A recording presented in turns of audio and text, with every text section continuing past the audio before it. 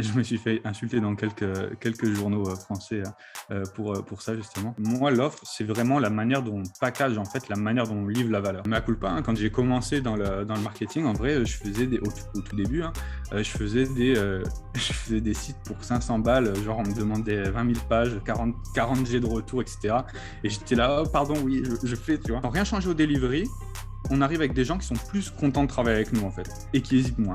C'est trop bizarre. Et il y a des gens qui sont un peu trop amoureux de leurs idées et qui se rendent pas compte qu'en fait, le monde s'en fout de leurs idées. Par exemple, ça, c'est pas un market fit. Genre, quand tu vois un site web, de savoir que le code, il est propre, les gens, ils s'en foutent, mais complètement, en fait.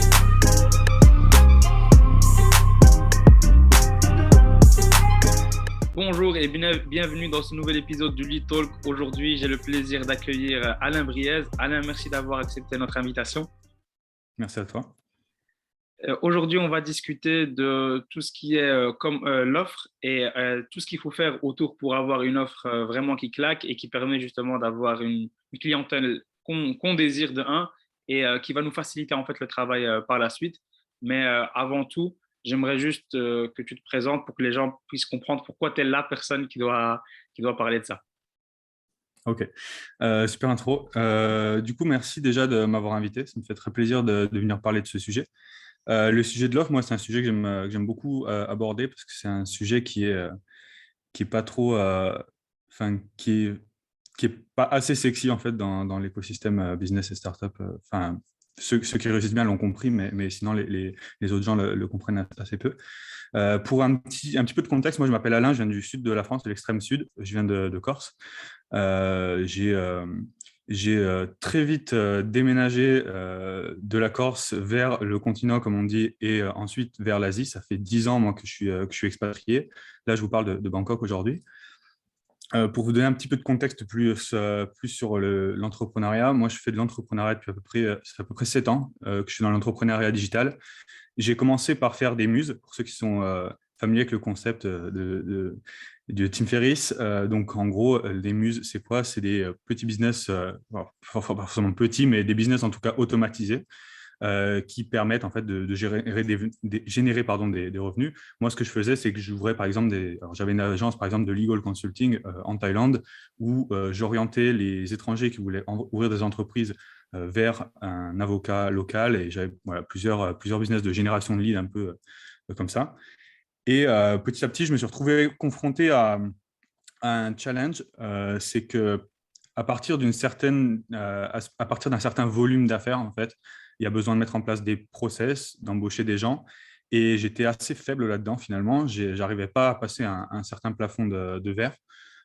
Et à ce moment-là, j'ai fait plusieurs tentatives. Donc, j'ai par la suite essayé de basculer de type de business pour aller vers le e-commerce. J'ai fait un peu de dropshipping où j'ai fait quelques chiffres assez sympas. Vous pouvez me retrouver je me suis fait insulter dans quelques journaux français pour ça, justement.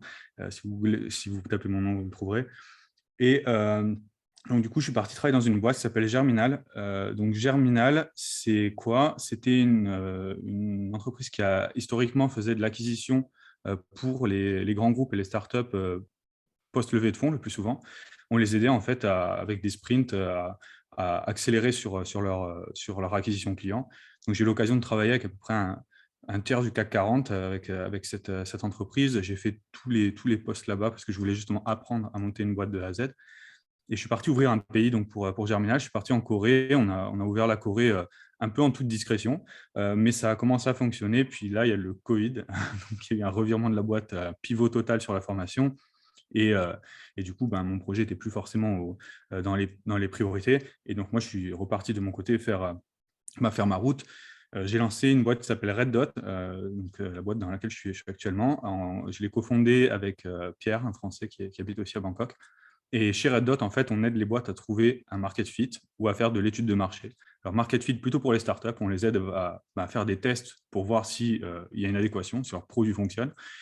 Et ensuite, pour les grands groupes, donc on les aide à lancer des nouveaux produits, par exemple, qui n'existent pas sur des pays ou même sur leur marché de base, mais des nouveaux produits. Voilà un petit peu pour le background. Ouais, donc tu es vraiment une des personnes les plus compétentes pour nous parler de ça. Et en plus de ça, tu as été recommandé par Siam Lo, donc je ne doute pas que l'épisode va être vraiment lourd. Pour commencer, pour toi, si tu devais définir l'offre, comme tu as dit, en fait, dans le milieu du marketing, on parle beaucoup de toutes les actions qu'il y a à faire, mais le thème de l'offre, qui est, comme tu as dit, qui est vraiment, vraiment très important au début, n'attire pas beaucoup, donc on n'en parle pas beaucoup, et au final, les gens ne savent pas vraiment, ils ont l'impression qu'avoir un produit, c'est vraiment ou avoir une idée, c'est avoir l'offre. Yes. Euh, alors l'offre, ouais, je pense qui est très très intéressant, c'est qu'on se mette d'accord en fait sur qu'est-ce qu'on appelle une offre. Souvent, quand je dis l'offre, c'est un point central du business, on me regarde un peu bizarrement, parce que les gens ont trop tendance à penser, ou alors c'est peut-être une erreur sémantique de ma part, hein, et dans ce cas-là, je suis désolé, j'en ferai beaucoup, hein, sûrement. Euh, En fait, l'offre, c'est pas faire une promotion de moins 50% sur un produit, ça c'est pas ce que j'appelle une offre. Moi, l'offre, c'est vraiment la manière dont on package, en fait, la manière dont on livre la valeur. Euh, L'offre, ça inclut le produit, ça inclut l'adaptation de ce produit à un certain marché, ça inclut le pricing, ça inclut vraiment, enfin, c'est vraiment quelque chose de très global qui est le produit et ses extensions, en fait. Donc, pour moi, l'offre, c'est pas juste un détail, comme je disais, d'une promo, c'est le produit plus plus, en fait. C'est comment est-ce qu'on délivre la valeur qu'on a promise. Et effectivement, comme tu le dis bien, c'est un truc qui est pas assez sexy. Et, je pense je pense qu'il y a beaucoup de sujets, surtout dans le marketing et avec l'avènement du growth hacking. Avec l'avènement du growth hacking, en fait, il y a tellement enfin, les gens sont tellement sur des sujets qui pensent être sexy qu'ils ont oublié vraiment les fondements de la réussite d'un projet qu'au bout d'un moment, tu peux faire ce que tu veux en marketing. Tu ne vas pas vendre un truc dont les gens n'ont pas besoin et qui ne résout pas un problème. Ça arrivera jamais. Même si tu es très, très bon, tu ne pourras jamais vendre ça, en fait. Donc, voilà ce que j'appelle l'offre, déjà, dans un premier temps. D'accord, c'est assez clair. Voilà, comme tu as dit, en fait, c'est comment tu sors sur le marché, on va dire. C'est la proposition de valeur et surtout la forme de cette proposition de valeur, si je devais résumer. C'est ça? Ouais, c'est exactement ça. Si tu veux, je peux te donner des illustrations. Si ça parlera peut-être plus, parce que c'est très conceptuel. Je vais prendre l'illustration de vente de la formation en ligne. Et je vais prendre mon cas à moi, si je dois acheter une formation, en fait. Euh, Moi, quand je veux monter en compétence dans le marketing digital, lorsque je vois des formations sur le marketing digital, en fait, ça ne me parle pas, c'est ultra large. Euh, je vais voir une formation à 30 balles sur Udemy, je ne vais pas la prendre. Ça ne va pas m'intéresser. Je vais me dire, ben, c'est bien, je vais arriver là-dessus. Qu'est-ce que ça va m'apprendre? Pas grand-chose parce que déjà, j'ai déjà des compétences sur le marché. Donc ça va me déranger. Et la deuxième chose, c'est que je me dis, ça va être très large. Et par le fait que ce soit large, ça me fait perdre du temps. Et vu que quand on monte une boîte, même le temps de pouvoir envoyer un message à sa famille de temps en temps, c'est complexe. Du coup, je n'ai pas envie de passer mon temps sur une formation qui n'est pas au niveau, qui n'est pas cadrée, etc. Donc, du coup, euh, tu peux vendre une formation Udemy généraliste à 30 balles. Euh, Par contre, il y a un moment donné où tu te dis, ben, si je veux aller faire quelque chose donc avec un meilleur pricing, avec un meilleur, avec un meilleur rendement, je vais devoir en fait plus nicher mon produit, tu vois. Et du coup, je vais aller, par exemple, quelqu'un qui va vendre une formation de growth marketing. Donc là, déjà, tu vas commencer à être plus niché, sur un truc vraiment spécifique. Tu dis, tiens, la personne, si elle fait du growth marketing, bah déjà, elle comprend ce milieu-là. Donc là, déjà, c'est à peu près pertinent. Donc là, déjà, ben, cette formation, ben, je vais pouvoir l'acheter pour plus cher. Et si maintenant, j'ai quelqu'un qui vient me vendre, je ne sais pas moi, une formation spéciale growth marketing en outbound B2B, et que ça, c'est mathématique, tu vois, bah déjà, je me dis, la personne qui va dans ce niveau de détail sur sa formation, elle a vraiment une compréhension du truc. Tu vois. Et plus tu vas creuser en fait dans la manière dont tu packages ton offre, plus moi je vais me dire que ok, tu es, un expert et moi je vais aller tirer, la connaissance de chez toi. Donc ça, et du coup, cette formation, ben, tu vas la presser à 1500 euros, par exemple. Moi, je suis très confortable avec le fait de dépenser 1500 euros dans une formation. Alors, très confortable dans le sens, j'ai pas envie d'en acheter une par jour, parce que du coup, je vais finir dans une rivière à essayer d'attraper des poissons à main nue. Elle voulait rien dire cette phrase. Mais en gros, quand je veux acheter une formation, j'ai envie d'acheter un truc quali. Je n'ai pas envie de me former sur un truc. Enfin, j'ai pas envie d'écouter des trucs connais déjà ou qui ne sont pas intéressants. Donc, et du coup, en nichant et en montrant que tu as de l'expertise, ben, moi, je vais être capable d'acheter ce produit. Donc ça, c'est un exemple concret. Et si, alors nous, par exemple, on fait ça dans notre boîte. Dans notre boîte, en fait, on est une agence de marketing digital. C'est-à-dire qu'on utilise les mêmes outils que n'importe quelle agence marketing digital. On les utilise différemment, par contre, parce qu'on n'a pas packagé notre offre, en fait. Parce que le game, quand tu crées ton offre, c'est vraiment ce que tu veux, c'est t'écarter du monde de la commodité.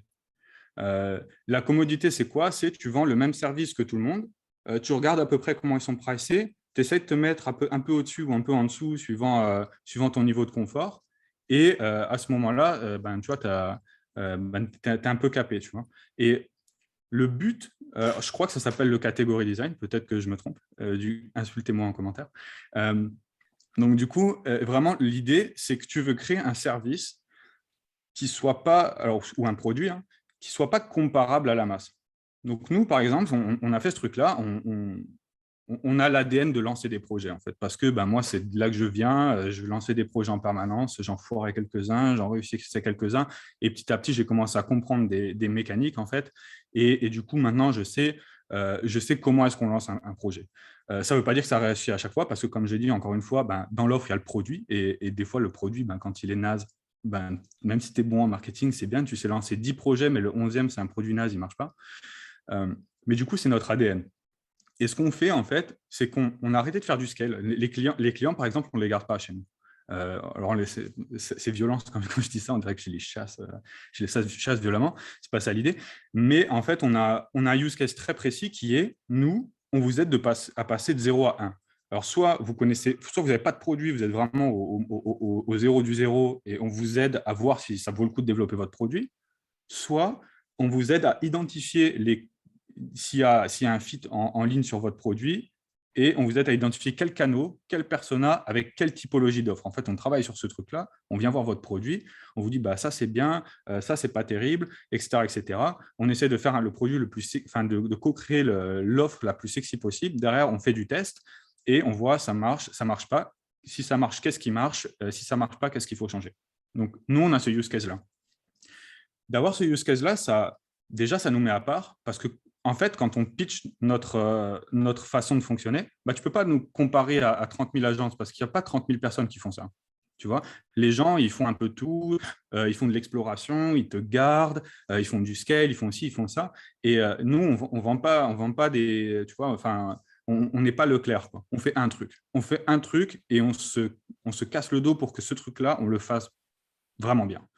Donc ça, c'est ce qu'on fait, c'est notre pari. En plus de ça, ce qui est intéressant, c'est que quand tu fais du scale en agence marketing, si tu fais gagner 4 000 balles à ton client et que tu coûtes 5 000 balles, bah, tu es out.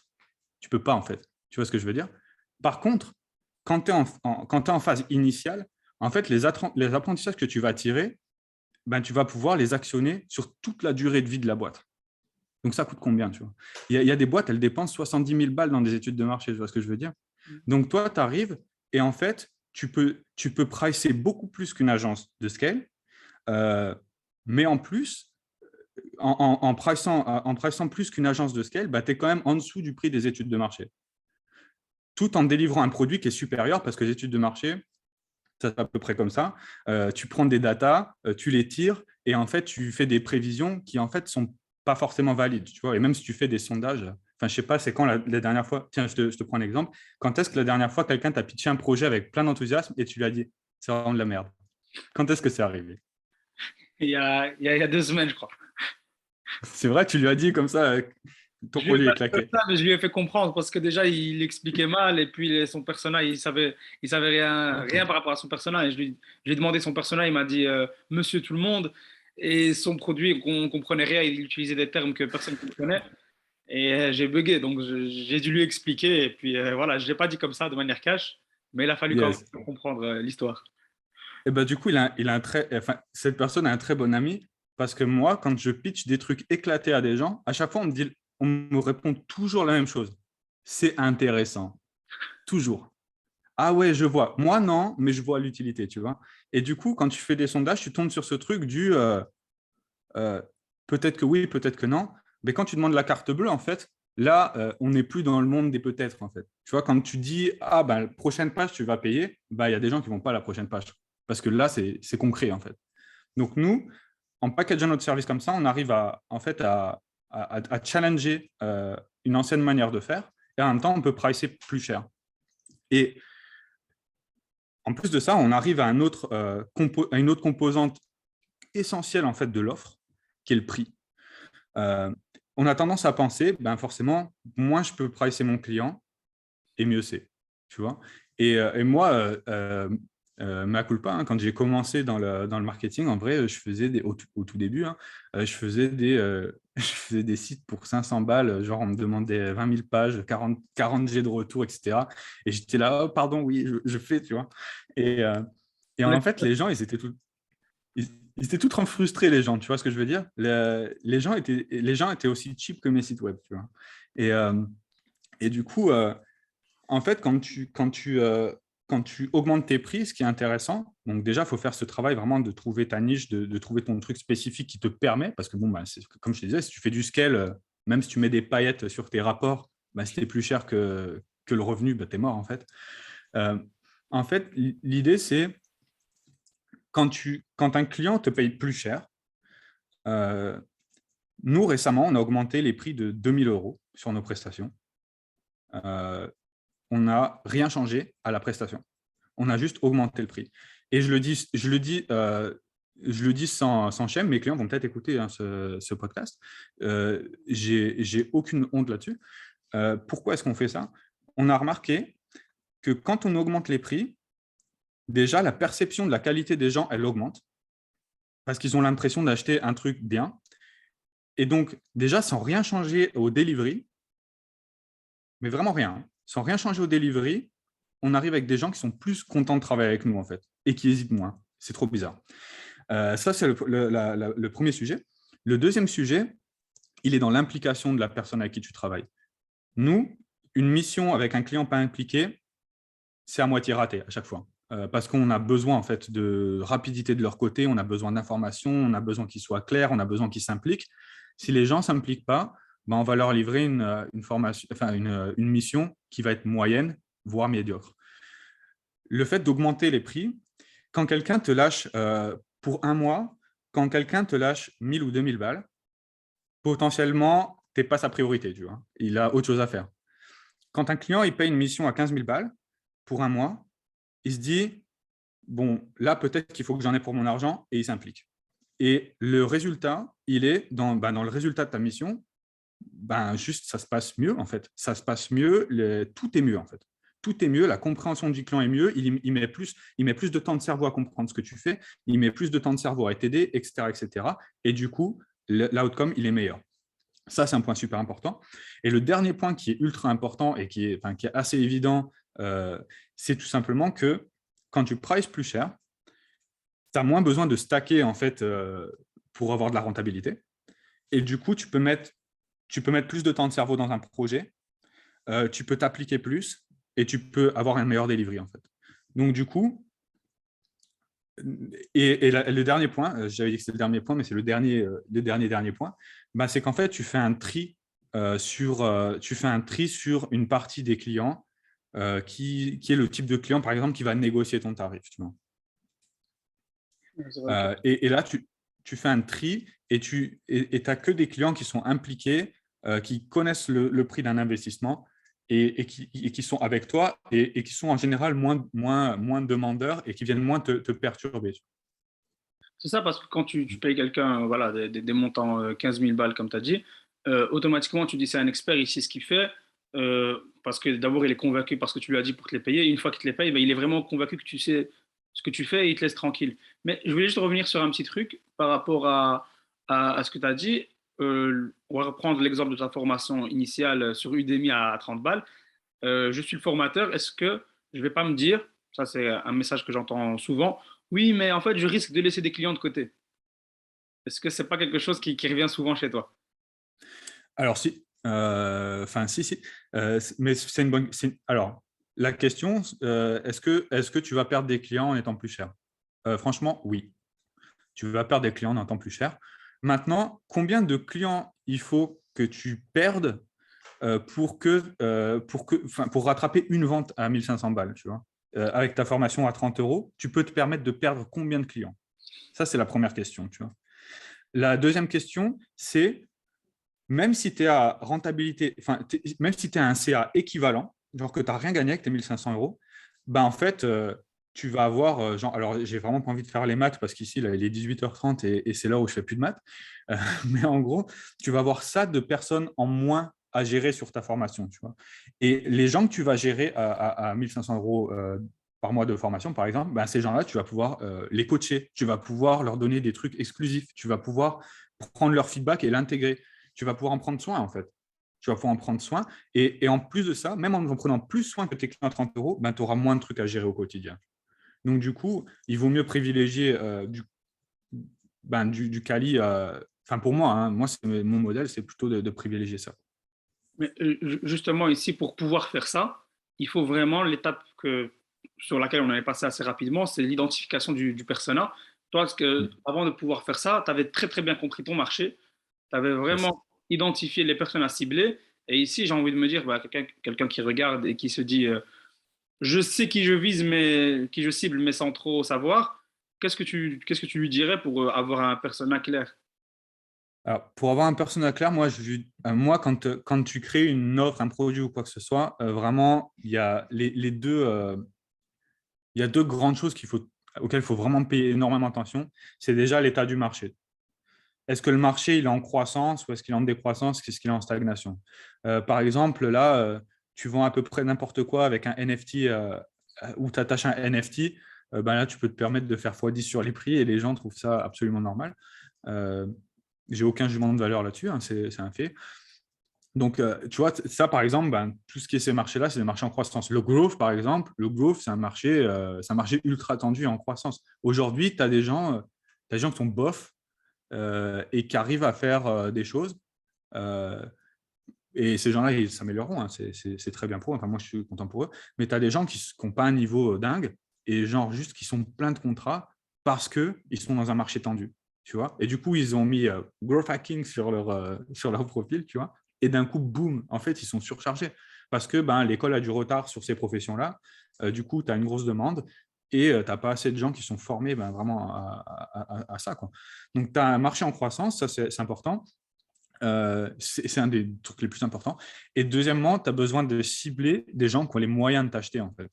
Tu as besoin de t'assurer que ta cible, elle a les moyens. Par exemple, nous, avec nos formations, bah, c'est triste, hein, mais on ne cible pas les solopreneurs early.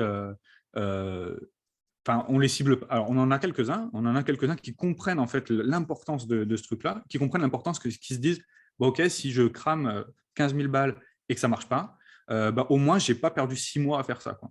Tu vois ce que je veux dire?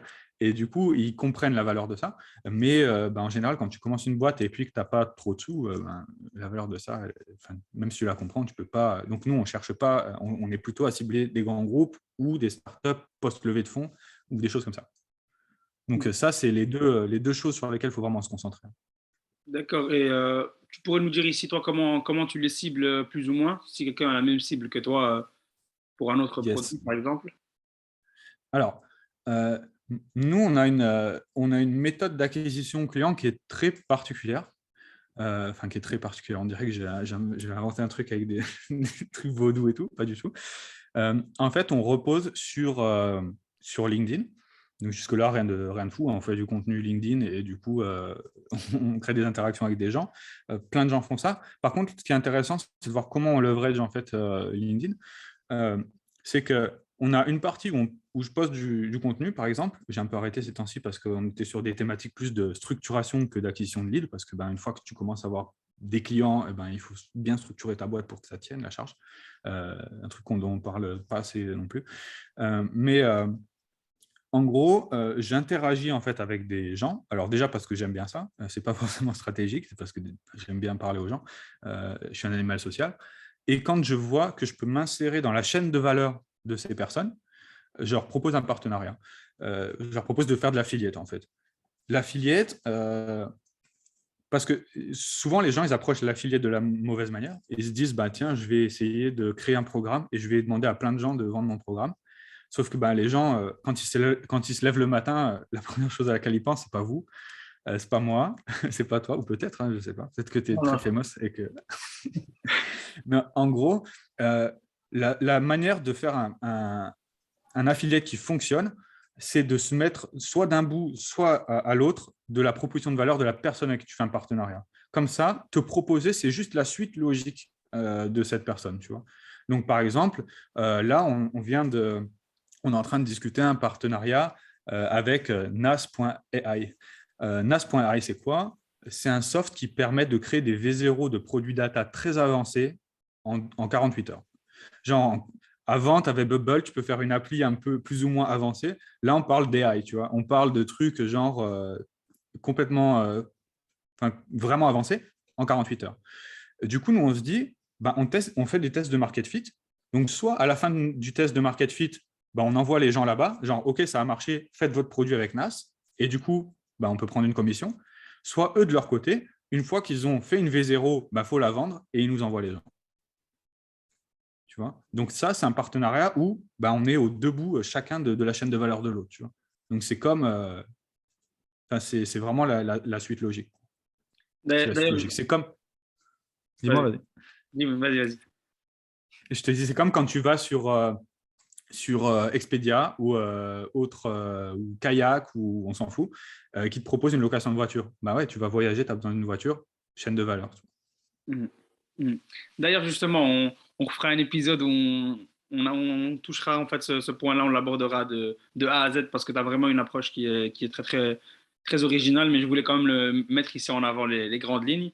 Et je voulais discuter avec toi sur les offres, les erreurs qu'on voit souvent dans le côté offre. On en a abordé certaines, mais est-ce que tu en as qui te viennent en tête? Euh, Sur le côté les erreurs, ouais, les erreurs, c'est de ne pas se démarquer en fait.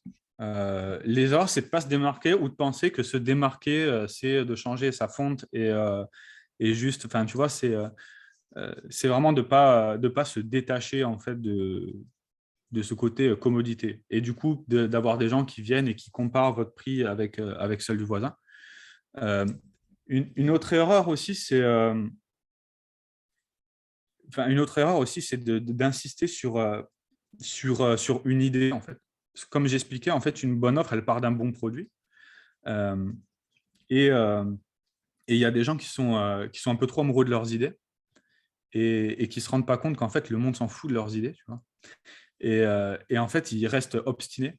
Et il y a une grosse différence à faire là-dessus, c'est la différence entre alors, je le tire d'une vidéo de Oussama Ammar il y a des années, quand je regardais The Family au tout début de mon expérience. C'est la différence entre la persévérance et l'obstination.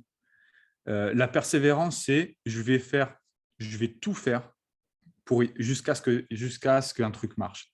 Et l'obstination, c'est je vais faire la même chose alors que ça ne marche pas jusqu'à l'infini, en fait. Tu vois. Et je pense que ça, c'est très important parce que des fois, c'est bien, tu as une idée de base, tu vois, dont le socle, c'est la résolution d'un problème. Et en fait, là-dessus, c'est bien, tu as ton problème, tu construis un produit, mais il ne faut pas trop être amoureux de la façon dont tu résous ce problème, en fait, parce qu'il y a potentiellement X façons de le résoudre, et peut-être qu'il va falloir itérer, jusqu'à ce que tu trouves ce qui fonctionne. D'accord. Et ça va. Je vois les erreurs.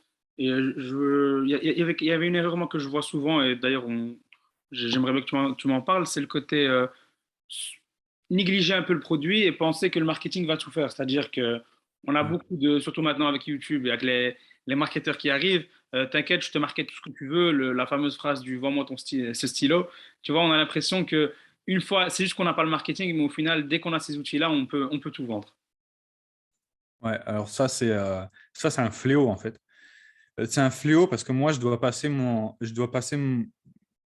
beaucoup de temps à désapprendre ce truc-là parce que tu as des gens qui arrivent, genre, qui veulent lancer un truc et ils viennent nous pitcher le truc, tu vois, il faut qu'on fasse le test de market fit. Ils viennent nous pitcher un truc complètement délirant qui n'existe pas encore et qui est même difficile à conceptualiser. Et des fois, c'est des idées super excitantes. Et qui nous disent, bon, OK, et on va voir combien de leads. Je leur dis, au mieux 10 000, au pire 0. Tu peux pas. Et parce que Et c'est vrai que ce truc a été survendu, l'idée que le marketing, ça peut rendre tout incroyable, en fait. Mais ça c'est pas vrai. Euh, une bonne offre et un bon produit, ça s'autosuffit. Tu vois. Parce qu'une bonne offre, un bon produit, les gens, ils ont envie d'en parler.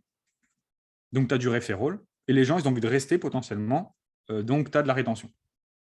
Et ça, il faut se rendre compte que quand on parle l'acquisition, c'est bien, c'est top. Mais si tu fais rentrer les gens dans un panier percé, ben, ça ne sert à rien, en fait. Parce que tu es à une augmentation du CPM de Facebook de planter ta boîte. Tu vois. Et alors que quand tu tables, en plus, Facebook, par exemple, ou Google, ou peu importe les outils de marketing que tu utilises en acquisition, c'est un peu linéaire. Alors, c'est même pas linéaire, en fait. C'est un peu, tu mets 1 euro, tu as X, tu mets 2 euros, tu as 2X. En vrai, c'est même pas linéaire parce que ben, tu as une performance qui décroît au fur et à mesure que tu augmentes tes budgets. On peut en parler des heures du pourquoi, du comment, mais ce n'est pas le sujet. Euh, alors que le referral, par exemple, c'est en fait, le referral, au niveau acquisition client, c'est le top parce que c'est la seule manière, en fait, c'est le seul moyen d'acquisition qui est exponentiel.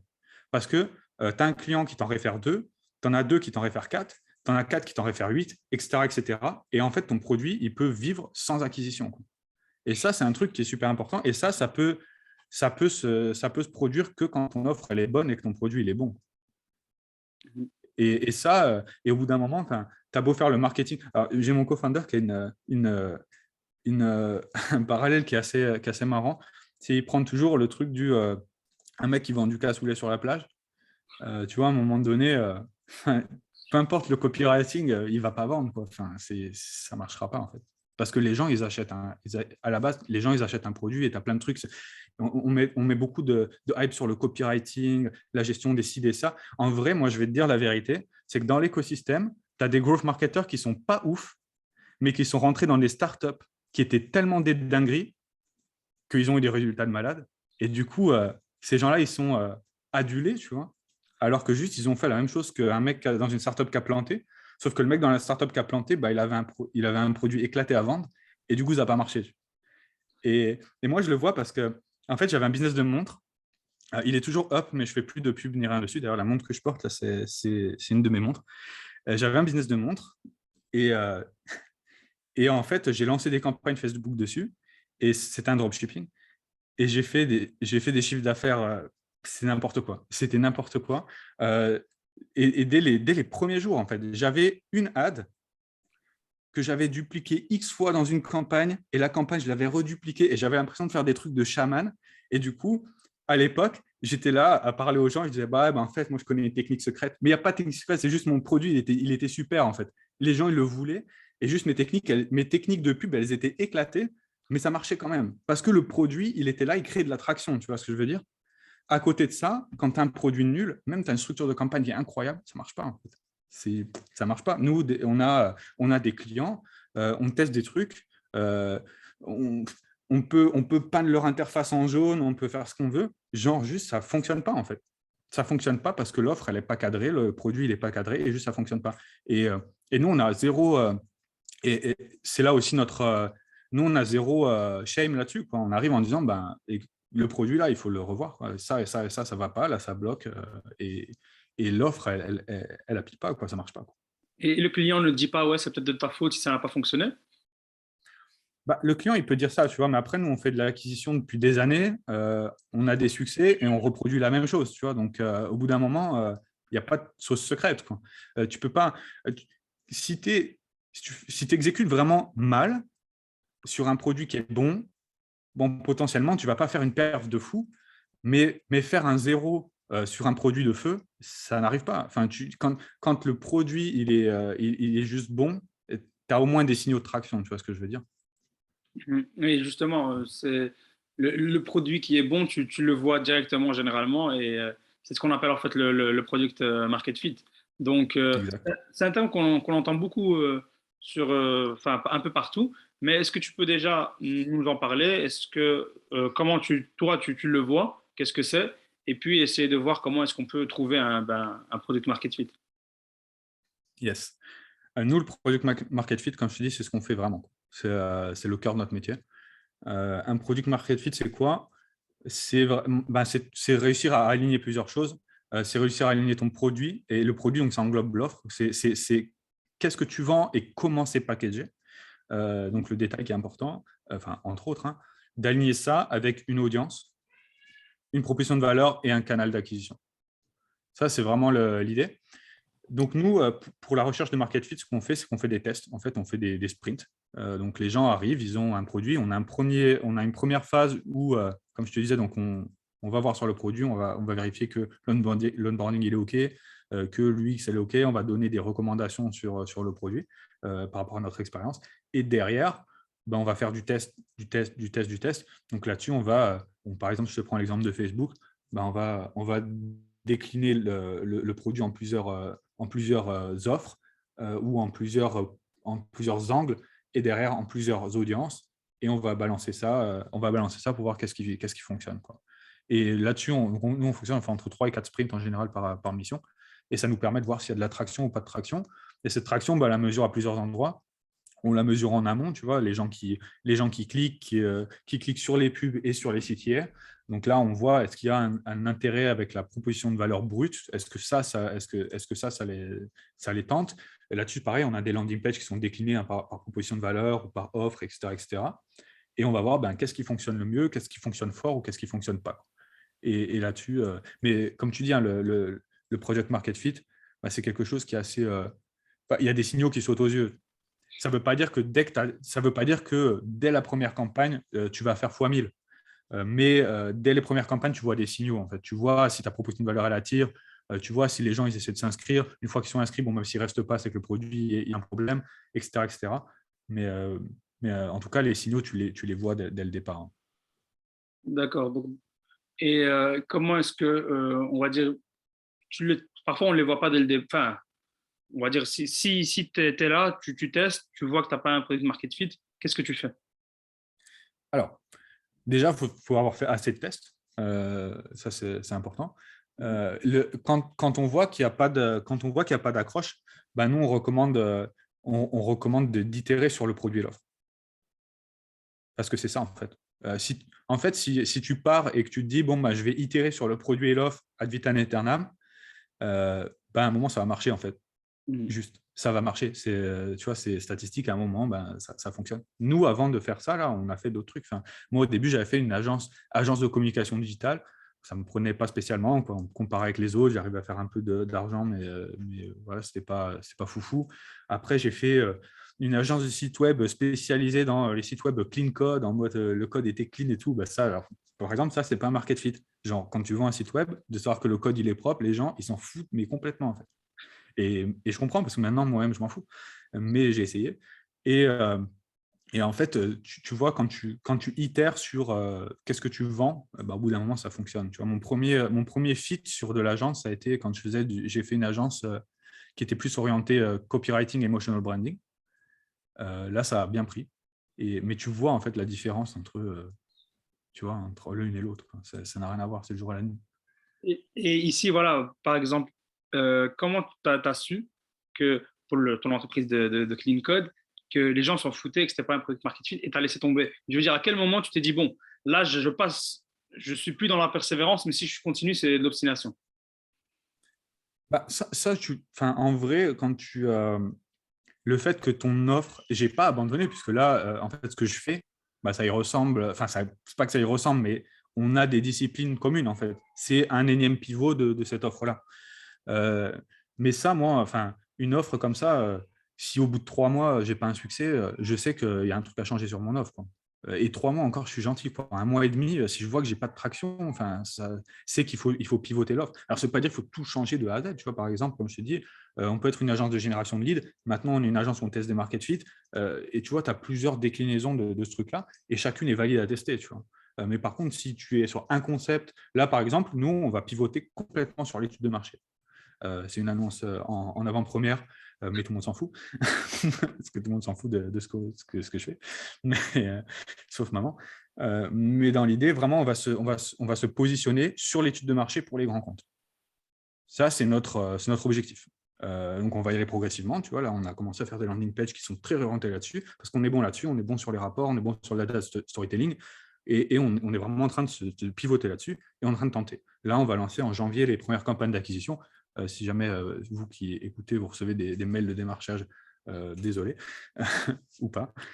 Et du coup, on va voir si ça fonctionne. Mais si au bout d'un mois et demi, on n'a pas de grosse traction, ben, ça ne sert à rien en fait. Ça sert à D'accord. rien.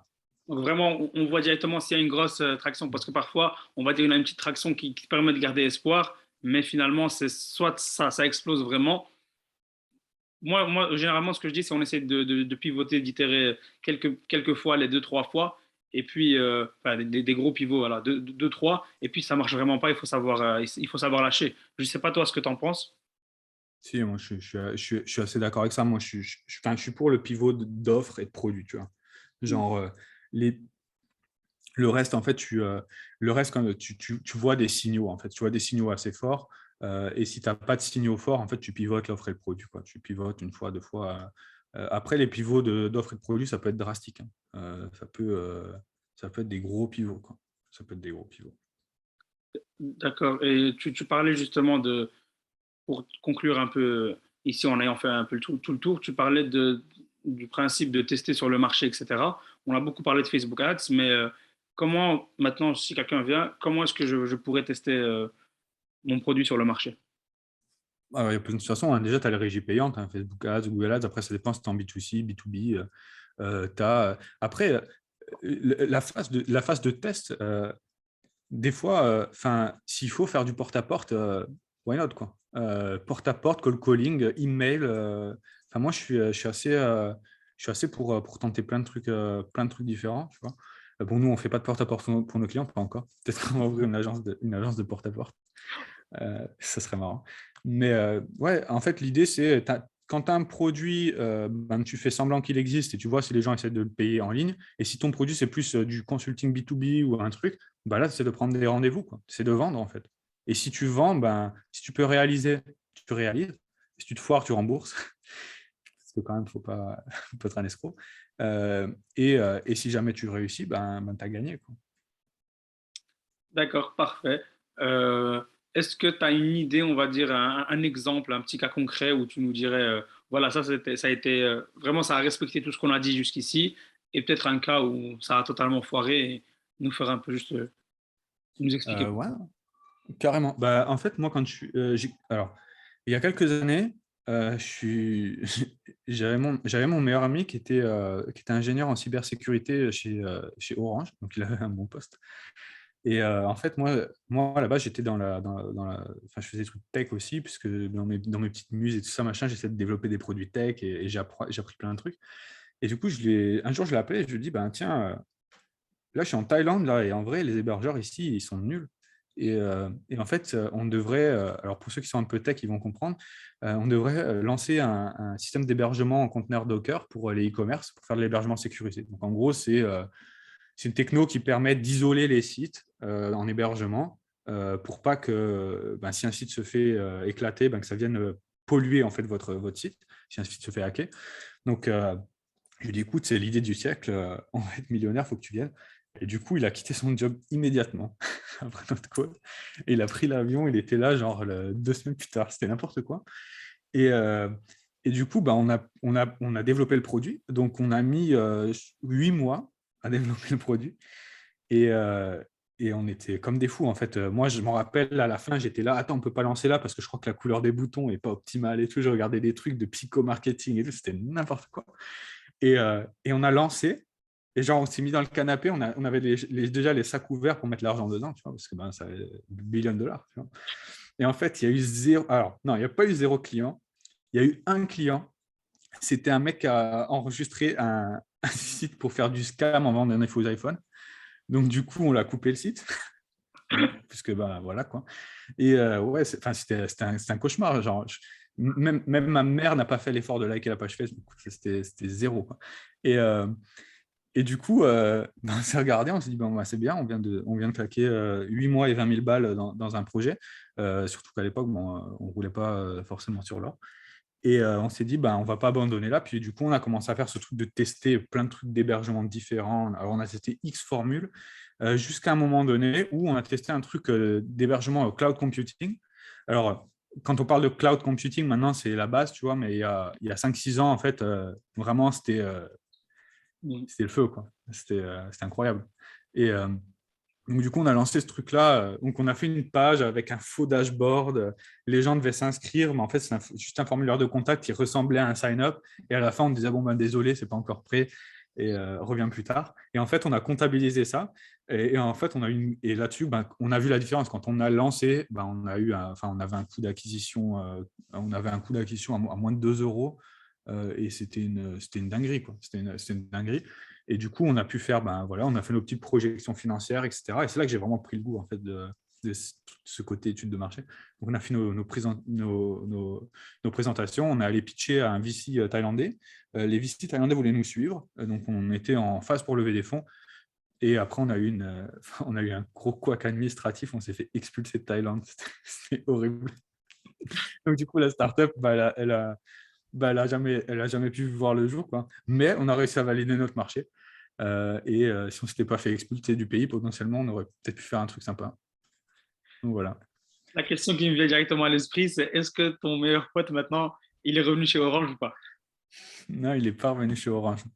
Non, à la suite de ça, on a lancé une boîte de cybersécurité parce que moi, avant de vraiment être dans le truc, je faisais pas mal de trucs comme ça. On avait lancé une boîte de cybersécu, donc on bougeait un petit peu. On avait des clients en Thaïlande, en France. On est même allé au Bangladesh pour résoudre une espèce d'enquête de fraude à la carte bleue dans un supermarché, enfin, dans une ligne de supermarché et tout ça. C'était très très cool. Très très cool. Mais là, il a repris une vie normale et il répond plus au téléphone. Parce que sinon, ça y est, tu vas le ressortir en Thaïlande. Yes. Ben, C'était, on a fait le tour de tout ce que je voulais faire, tout ce que je voulais aborder avec toi, parce que je pense qu'on a vraiment bien abordé la question en long et en large. On pouvait aller dans le détail encore plus, mais je pense que c'est pas le but ici. Si vous voulez plus d'informations, n'hésitez pas à aller contacter Alain sur LinkedIn. Je ne sais pas où est-ce qu'ils peuvent te retrouver d'ailleurs. Bah, LinkedIn, c'est pas mal. LinkedIn, c'est pas mal. Mon Instagram est un peu malaisant, donc LinkedIn, c'est mieux. Ça va aller chercher sur Instagram, aller regarder un peu. On va bien rigoler. Et pour conclure cet épisode, est-ce que voilà, franchement, déjà, je voulais te remercier pour tout ce que tu nous as donné, la bonne humeur, etc. On s'était quand même tapé des petites barres. Et en plus de ça, il y avait vraiment de la qualité au rendez-vous, donc c'était vraiment pas mal. Et il y a un autre épisode qui va venir, donc ce sera encore cool.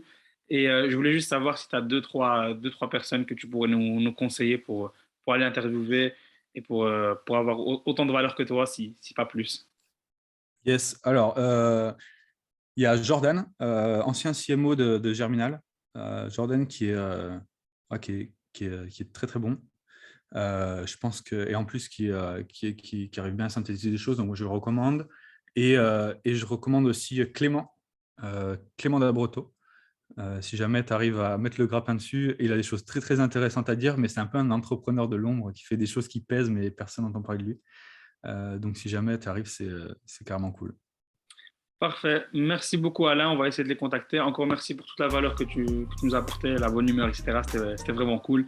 Et je te dis à très bientôt alors pour l'autre épisode. Trop cool. Merci à toi de m'avoir accueilli. Ciao, ciao. Salut.